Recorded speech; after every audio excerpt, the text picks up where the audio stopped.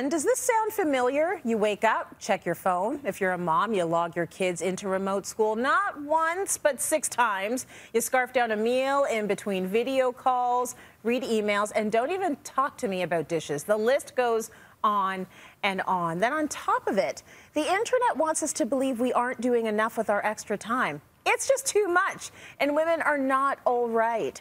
Burnout, breaking point, whatever you want to call it, it's time to just say no. Kathie Donovan is here with how to give ourselves permission to not give in to the hustle hype.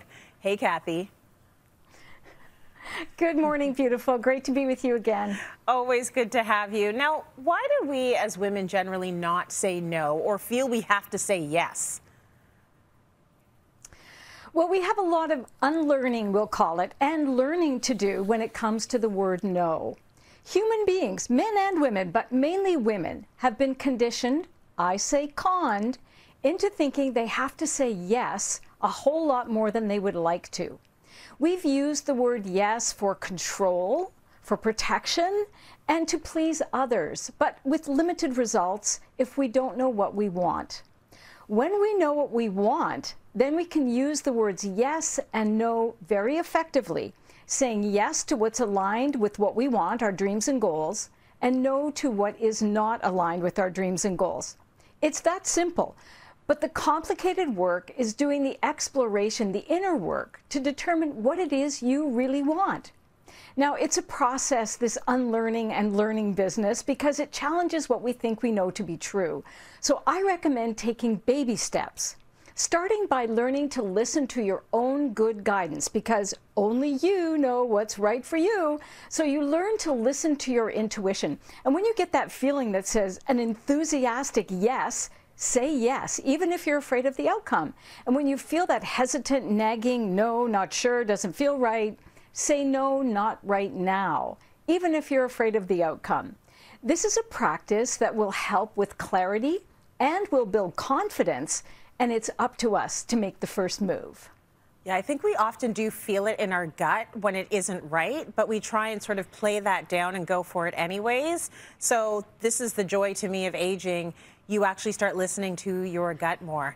Now, how do we remove the pressure, Kathie, of feeling that we have to be doing everything and doing it well? Look, I think we need to remind ourselves, Tracy, that the only things we have control over are the thoughts we choose to think and the mindset we choose to have.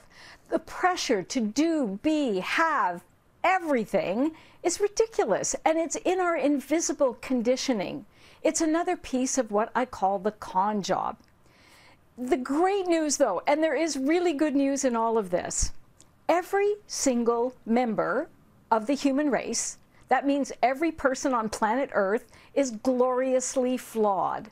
Nobody has it all together. Nobody's perfect. Nobody gets it right every day, and I think women are catching on. I think more and more we understand that we are enough exactly as we are. We are doing enough. We are pretty amazing, and we are incredibly resilient when we are the sum of the lessons we've learned from our experience. Not the sum of our experience, but the sum of the lessons we learn from our experience, because that then sets us up. And we can decide whether we want to live our life by other people's expectations, which ultimately are about them, or we want to find our lane, get in it, stay in it, and do our best to be our best, even if that means staying in pajamas all day, especially right now, because that's just what it takes. Yeah, some days are just going to be like that. Now, how do you not fall prey to all the messaging, because it is everywhere, that propagates the whole hustle culture? I don't know about you, Tracy, but hustle culture just makes me feel stressed out. It implies competition. It implies comparison. And our strength as women is collaboration. We have to be very careful, because I think some women are being gaslit into thinking they're not doing enough when they're pivoting and working hard, digging deep to find the resilience and the stamina to bring their beautiful dreams to life. To me, hustle culture is another way to describe being a workaholic. I'm sure, like me, you see a lot of social media posts where people are bragging about their wins and their successes, and they attach beautiful, curated photographs designed for perfection. And that's fine, but let's call it what it is. It's show business. It's just another form of show business. The best model for your success is to be yourself. It isn't very headline grabbing to say, be patient, stop complaining, get a mentor, and be persistent. But that's exactly how success is shaped. It's so boring, but it's so true. Look, everything in life is designed for ebb and flow, expansion and contraction. And hustle culture to me is just all about what the successful New York real estate agent Ryan Serhant refers to as expansion in all ways, all ways.